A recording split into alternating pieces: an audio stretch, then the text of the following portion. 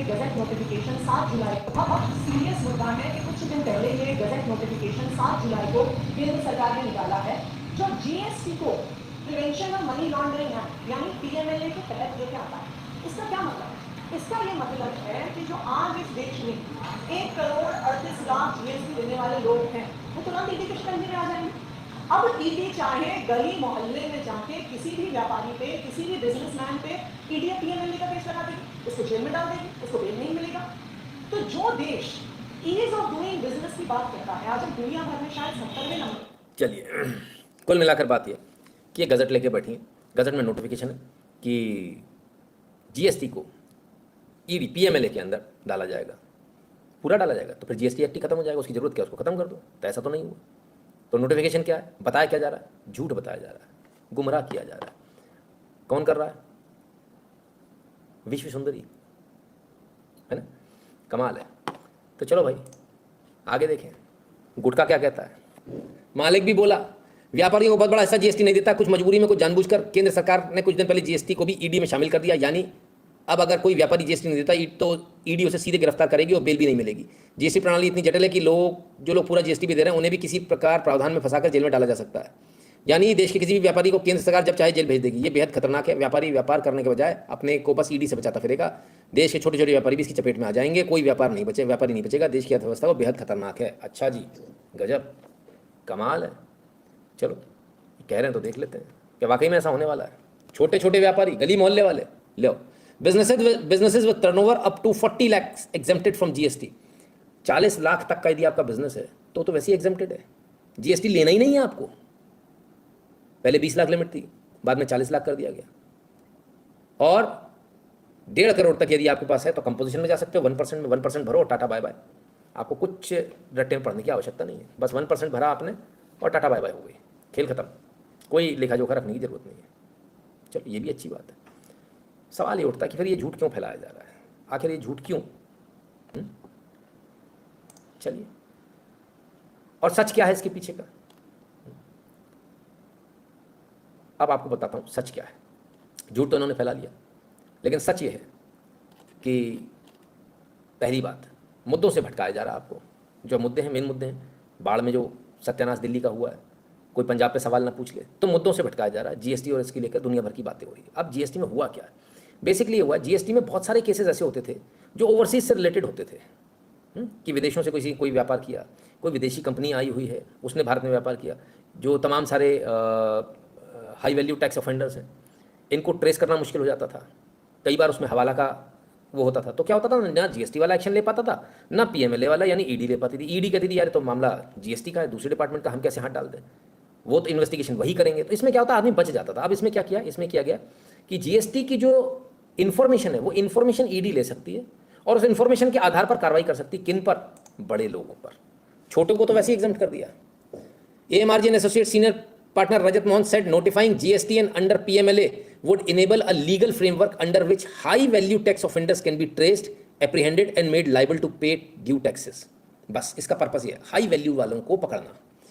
GSTN can pass on relevant information on probable tax offenders to jurisdictional officers so as to intimate proceedings under GST law for scrutiny, adjudication and recovery of taxes, Mohan added। तो ED नहीं ले रही है sir, ED कोई action नहीं ले रही है।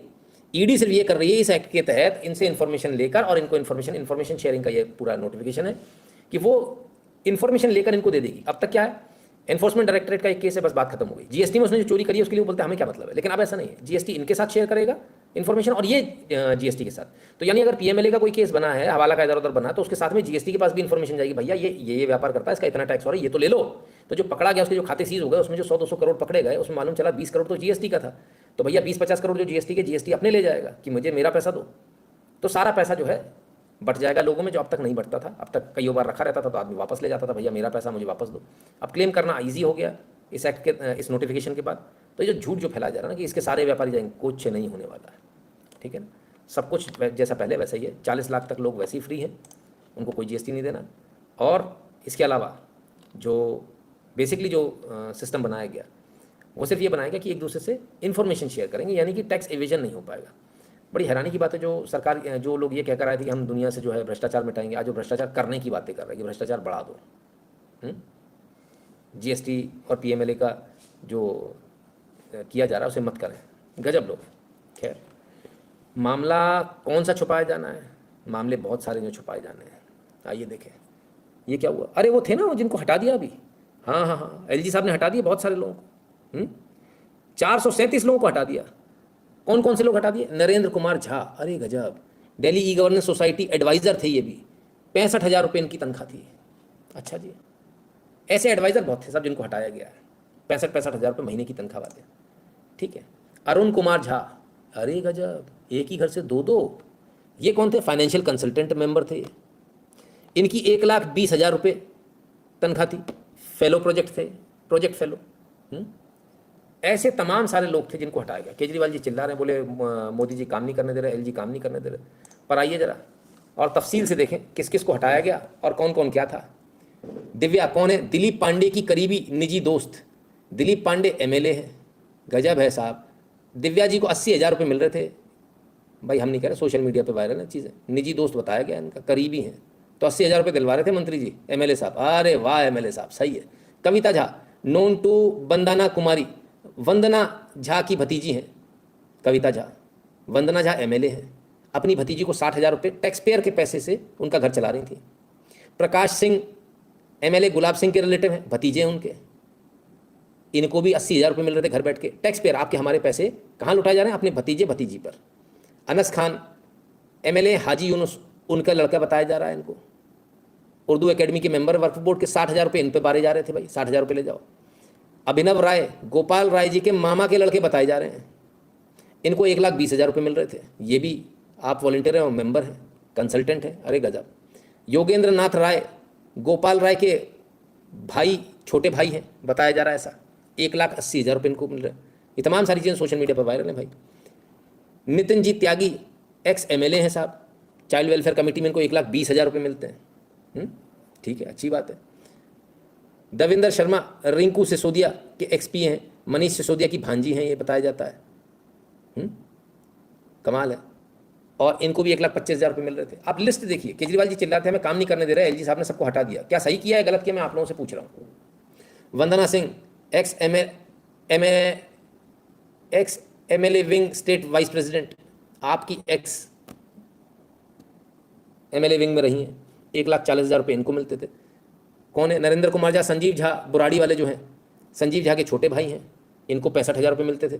अभिनव राय गोपाल राय के मामा का लड़का है भाई, उनको 80,000 रुपये मिलते हैं। हिमांशु रवि, वीरेश रवि बुआ का लड़का है जी, और विशेष रवि की बुआ का लड़का है भाई, वो भी एमएलए हैं। ये सब एमएलए हैं सर, हैं? कमाल है। इनको 80,000 रुपये मिल रहे थे, सॉरी 65,000 रुपये मिल रहे थे। कमलकांत रवि, वही मामा का लड़का। जब रवि है तो रवि तो रवि रहेंगे ना भाई। 82,000 रुपये महीने मिल रहे थे। ये जो आप लोग टैक्स भर रहे थे ना, उसका पैसा वहाँ जा रहा था। पर आपको तो 200 रुपये की बिजली फ्री दी है, यहाँ तो 2-2 लाख रुपये लोगों को दिए जा रहे हैं। और देखें, फ़ुकर हुसैन, इमरान हुसैन मिनिस्टर के ब्रदर हैं ये, 1 लाख रुपये इनको मिल रहे हैं। Anju Bhati adviser to Durgesh, joint secretary, national joint secretary हैं। दुर्गेश पाठक एमएलए के एडवाइज़र हैं साहब। अनुज भाटी 80,000 रुपये इनको मिल रहे हैं। गोपाल राय मंत्री हैं। अभिनया उन गोपाल जी के मामा का लड़का है, 1,50,000 रुपये इनको मिलते हैं। गोपाल राय मंत्री जी के भतीजा देश की बात फाउंडेशन विजय फुलारा जी, इनको 2 लाख रुपये महीने मिलते हैं।